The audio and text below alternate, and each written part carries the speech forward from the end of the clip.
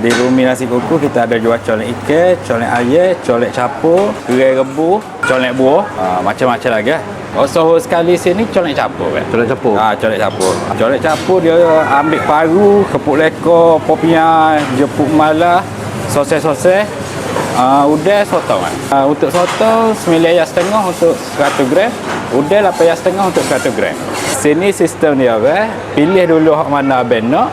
Lepas tu kita akan panaskan baru potong. Barulah letak sos-sos dia semua tu barulah crunchy, sedap makan lah panas-panas ni. Kita juga ada colek buah. Untuk sepinggir ni kita jual RM10 sepinggir, pelbagai jenis buah. 8 ke 9 jenis buah.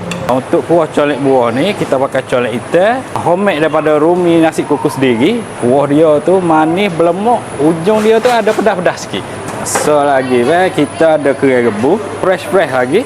Kita akan celur dalam kuali tu, kita akan hidangkan dengan sos kerai tu sendiri. Kita buat pasti daripada pukul 4.30 petang sampai pukul 1 pagi untuk hari biasa. Untuk hari Minggu sampai pukul 2 pagi.